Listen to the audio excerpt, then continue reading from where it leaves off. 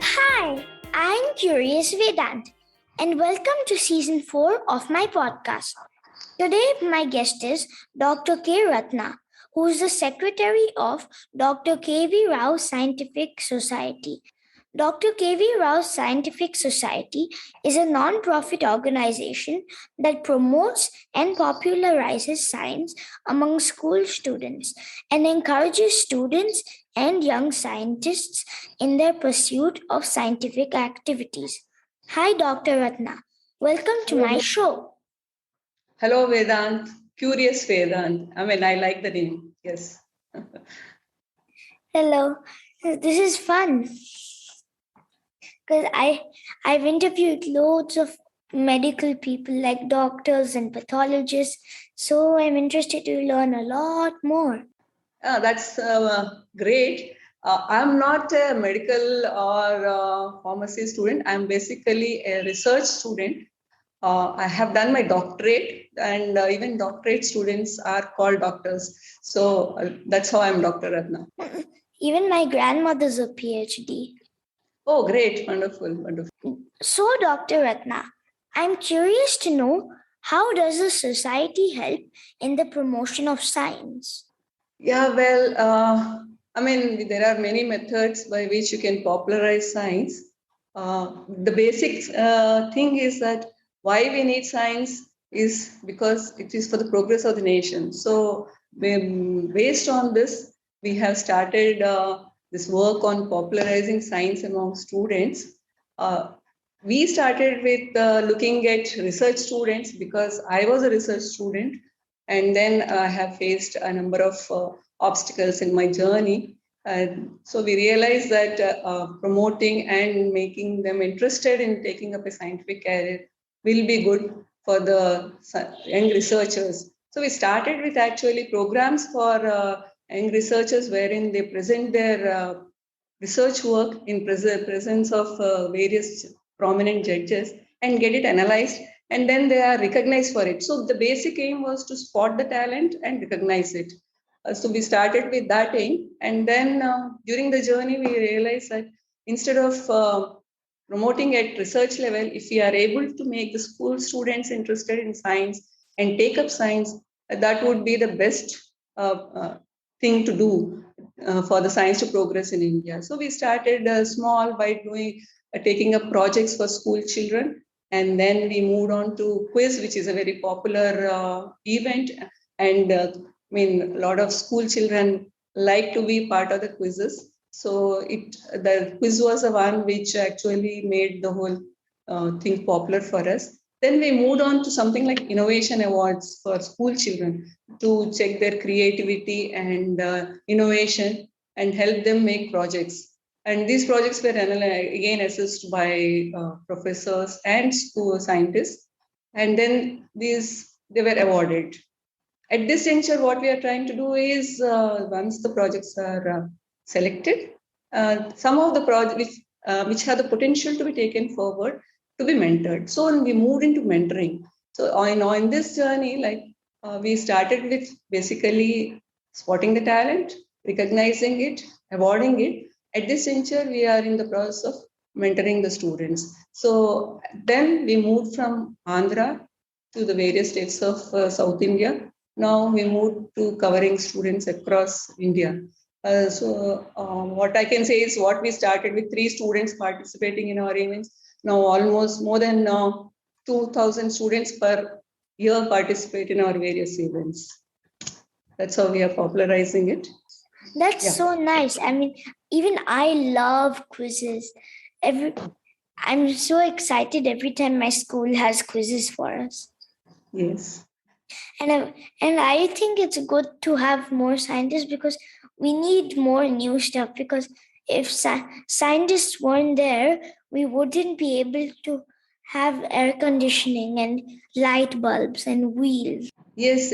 Because science is the basis for any progress of any nation, as you can see. For example, right now with the COVID, Scientists have been able to find out various vaccines for that. Without science, this nothing works. It is the basis for learning, exploring, and innovations and new things that are coming. Right now, like we are talking to each other, that is also possible only through the development of science. So science is a subject that should be part of our regular life. Yeah. Who is Dr. K.V. Rao and how did this society get set up? Dr. K.V. Rao. Dr. K.V. Rao, he was actually a student of science. He also did his PhD. He did it from Banaras Hindu University, Varanasi. And then he worked in mines, Department of Mines. Then he moved into the geographical sciences, basically, geological sciences, I should say. He retired as the superintendent chemist, which is equivalent to the director of Geological Survey of India, Hyderabad. He was a very revered scientist in his times, and he worked on defluoridation. One of his good works was on the defluoridation.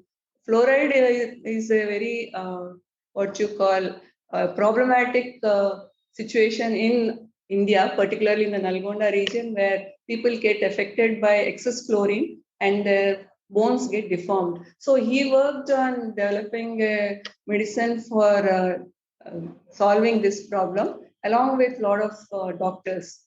However, since he worked in government, he did not get that kind of support. So he always wished that he should do something for science. And at that juncture, I mean, basically, he's my father-in-law also, and both of us have a common subject, chemistry. He was a doctorate in chemistry, myself doctorate in chemistry. So we thought of this idea of promoting science so that we can help a lot of students to go into that career and contribute to the society. That's really good. He must have been a really important person. Yes, he was. I mean, he was actually a very strict person in terms of work. However, he was very good in his subject. So he was quite revered by all around him. So even the scientists, as well as everyone in his relations, also were very. They learned a lot from him. He was a good philosopher. He took up a lot of studies of Jiddu Krishnamurti, who was a philosopher, and he was a good astrologer also. He could predict things quite accurately and then he loved literature.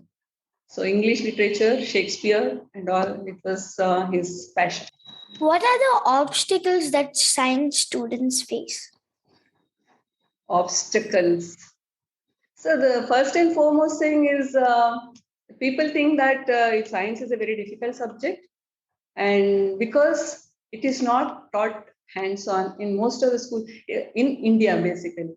Outside in the Western countries, they have this kind of practical approach to science, which is lacking here, which makes people think that science is difficult. Basically, the obstacles that students face is that it is taught on the blackboard and not in the lab. Once it is taught in the lab, it becomes fun. As you can see from our logo, we say that friendship with science. Science is actually very common, practical, easy subject, which can be understood if it is followed with practically, hands-on.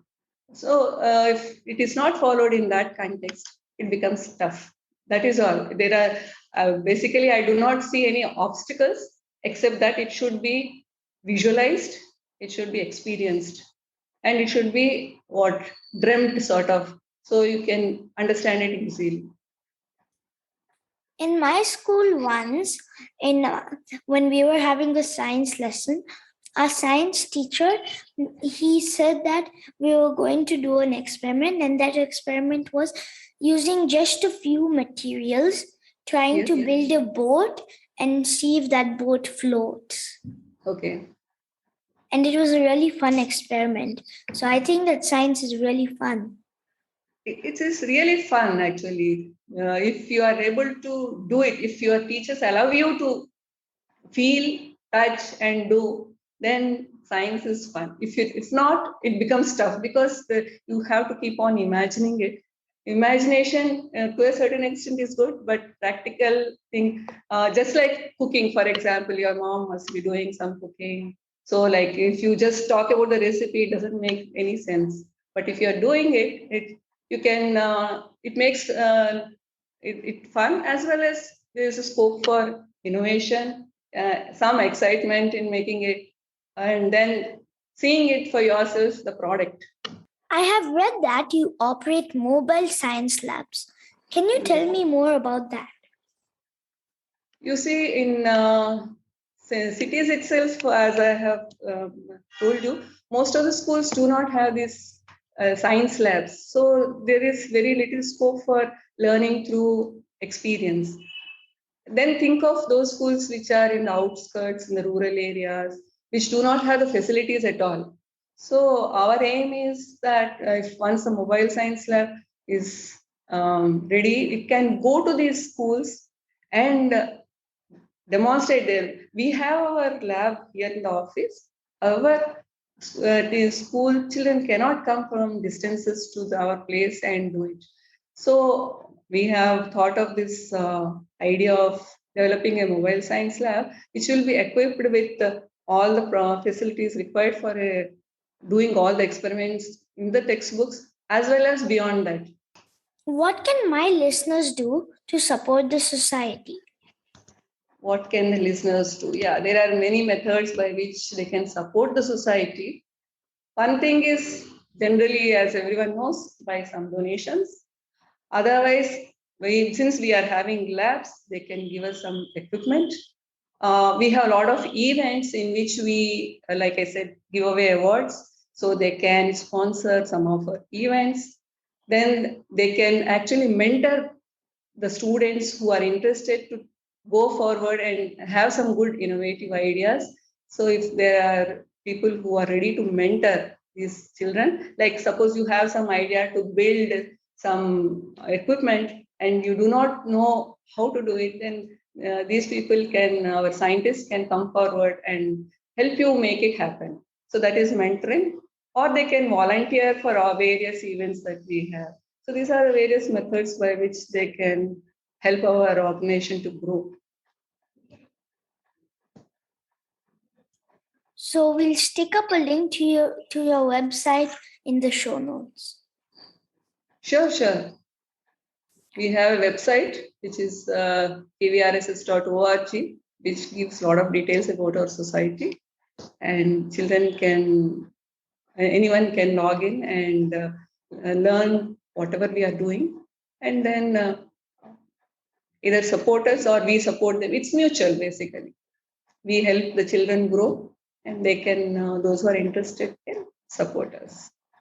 So, dear listeners, please check out the show notes for the link to the website. What are your hobbies? My hobbies. Yeah, I love painting. Then I do a lot of painting on clay, like lamps and diyas and all that. Then I like music. I play veena. Then I like reading books, of course. I read a lot. So that keeps me about the latest happenings in the world of, in general, as well as in science, so that this information can be imparted to the students. Of course, I love to interact with a lot of children. So my hobby is to meet as many people, students as possible, which is what has made this lab happen. So these are few of the hobbies which I have. Those are nice hobbies, and I wish you all the best for your journey in science. And I also hope that your mobile science lab works. Yes, thank you so much. We are looking forward to that and hope your name being Curious Vedant, which says curious, you are curious, and Vedant is philosophy. So our philosophy of science to make it happen should be should take place. Thank you very much, and have fun, and please make friendship with science. Yep. Thank you for coming on my show. Thank you so much, Vedant. It was a pleasure talking to you, and I hope I see you going places.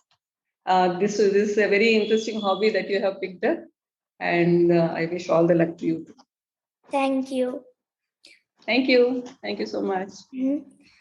Dear listeners, follow my Facebook page, Curious Vedant, to get updates on my upcoming episodes.